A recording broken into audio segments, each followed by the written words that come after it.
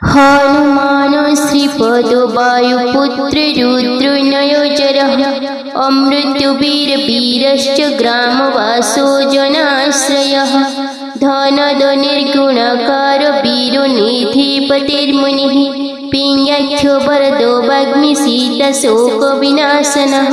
जय श्री सीताराम, जय हनुमान, जय बालाजी महाराज की जय। प्यारे भक्तों, आज श्रावण माह के पहला दिन है। आज हनुमान जी के ये मंत्र श्रवण करने से हर संकट टल जाएगा। प्यारे भक्तों, अगर आप हनुमान जी का कृपा चाहते हैं तो इस श्रावण के महीने में सच्चे मन से हनुमान जी का ध्यान करें, मंत्र जप या श्रवण करें, आपका हर दुख दूर होगा। इस पवित्र श्रावण महीने में हनुमान जी का ये दिव्य मंत्र आइए श्रवण करते हैं। सनातन धर्म के साथ जुड़े रहने के लिए सुविचार विद चैनल को सब्सक्राइब करके वीडियो को एक लाइक कर दीजिए और कमेंट में जय श्री राम, जय हनुमान जरूर लिखें। ओम हनुमते रुद्राय वायुपुत्राय धनदाय नमः। ओम हनुमते रुद्राय वायुपुत्राय धनदाय नमः। ओम हनुमते रुद्राय वायुपुत्राय धनदाय नमः। ओम हनुमते रुद्राय वायुपुत्राय धनदाय नमः। ओम हनुमते रुद्राय वायुपुत्राय धनदाय नमः।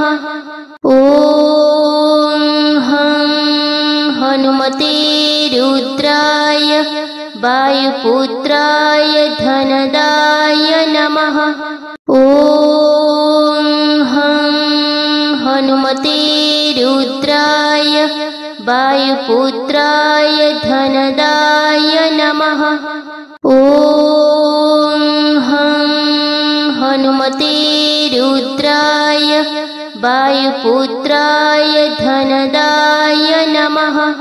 ओम हनुमते रुद्राय वायुपुत्राय धनदाय नमः।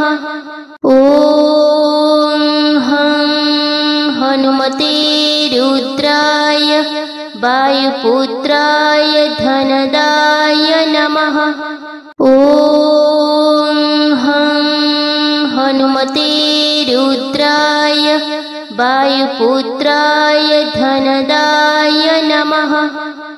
ओम हनुमते रुद्राय वायुपुत्राय धनदाय नमः।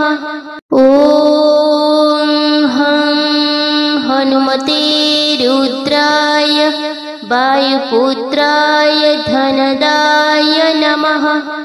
ओम हनुमते रुद्राय वायुपुत्राय धनदाय नमः। ओम हनुमते रुद्राय वायुपुत्राय धनदाय नमः।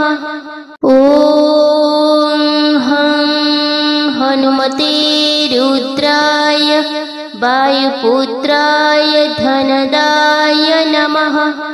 ओम हनुमते रुद्राय वायुपुत्राय धनदाय नमः।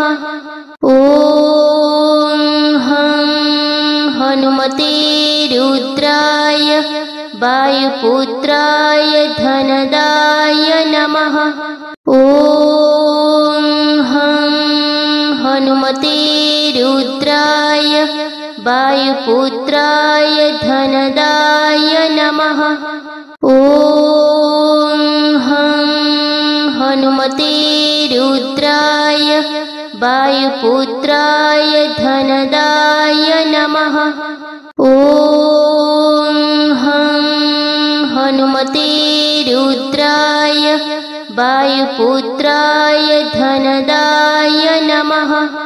ॐ हं हनुमते रुद्राय वायुपुत्राय धनदाय नमः। ॐ हं हनुमते रुद्राय वायुपुत्राय धनदाय नमः। ॐ हं हनुमते रुद्राय वायुपुत्राय धनदाय नमः। ॐ हं हनुमते रुद्राय वायुपुत्राय धनदाय नमः। ॐ हं हनुमते रुद्राय वायुपुत्राय धनदाय नमः। ॐ हं हनुमते रुद्राय वायुपुत्राय धनदाय नमः। ॐ हं हनुमते रुद्राय वायुपुत्राय धनदाय नमः। ॐ हं हनुमते रुद्राय वायुपुत्राय धनदाय नमः। ॐ हं हनुमते रुद्राय वायुपुत्राय धनदाय नमः। ॐ हं हनुमते रुद्राय वायुपुत्राय धनदाय नमः। ॐ हं हनुमते रुद्राय वायुपुत्राय धनदाय नमः। ॐ हं हनुमते रुद्राय वायुपुत्राय धनदाय नमः। ॐ हं हनुमते रुद्राय वायुपुत्राय धनदाय नमः। ॐ हं हनुमते रुद्राय वायुपुत्राय धनदाय नमः। ॐ हं हनुमते रुद्राय वायुपुत्राय धनदाय नमः। ॐ हं हनुमते रुद्राय वायुपुत्राय धनदाय नमः। ॐ हं हनुमते रुद्राय वायुपुत्राय धनदाय नमः। ॐ हं हनुमते रुद्राय वायुपुत्राय धनदाय नमः। ॐ हं हनुमते रुद्राय वायुपुत्राय धनदाय नमः। ॐ हं हनुमते रुद्राय वायुपुत्राय धनदाय नमः। ॐ हं हनुमते रुद्राय वायुपुत्राय धनदाय नमः। ॐ हं हनुमते रुद्राय वायुपुत्राय धनदाय नमः। ॐ हं हनुमते रुद्राय वायुपुत्राय धनदाय नमः। ॐ हं हनुमते रुद्राय वायुपुत्राय धनदाय नमः। ॐ हं हनुमते रुद्राय वायुपुत्राय धनदाय नमः। ॐ हं हनुमते रुद्राय वायुपुत्राय धनदाय नमः। ॐ हं हनुमते रुद्राय वायुपुत्राय धनदाय नमः। ॐ हं हनुमते रुद्राय वायुपुत्राय धनदाय नमः। ॐ हं हनुमते रुद्राय वायुपुत्राय धनदाय नमः। ॐ हं हनुमते रुद्राय वायुपुत्राय धनदाय नमः। ॐ हं हनुमते रुद्राय वायुपुत्राय धनदाय नमः। ॐ हं हनुमते रुद्राय वायुपुत्राय धनदाय नमः। ॐ हं हनुमते रुद्राय वायुपुत्राय धनदाय नमः। ॐ हं हनुमते रुद्राय वायुपुत्राय धनदाय नमः। ॐ हं हनुमते रुद्राय वायुपुत्राय धनदाय नमः। ॐ हं हनुमते रुद्राय वायुपुत्राय धनदाय नमः। ॐ हं हनुमते रुद्राय वायुपुत्राय धनदाय नमः। ॐ हं हनुमते रुद्राय वायुपुत्राय धनदाय नमः। ॐ हं हनुमते रुद्राय वायुपुत्राय धनदाय नमः। ॐ हं हनुमते रुद्राय वायुपुत्राय धनदाय नमः। ॐ हं हनुमते रुद्राय वायुपुत्राय धनदाय नमः। ॐ हं हनुमते रुद्राय वायुपुत्राय धनदाय नमः। ॐ हं हनुमते रुद्राय वायुपुत्राय धनदाय नमः। ॐ हं हनुमते रुद्राय वायुपुत्राय धनदाय नमः। ॐ हं हनुमते रुद्राय वायुपुत्राय धनदाय नमः। ॐ हं हनुमते रुद्राय वायुपुत्राय धनदाय नमः। ॐ हं हनुमते रुद्राय वायुपुत्राय धनदाय नमः। ॐ हं हनुमते रुद्राय वायुपुत्राय धनदाय नमः। ॐ हं हनुमते रुद्राय वायुपुत्राय धनदाय नमः। ॐ हं हनुमते रुद्राय वायुपुत्राय धनदाय नमः।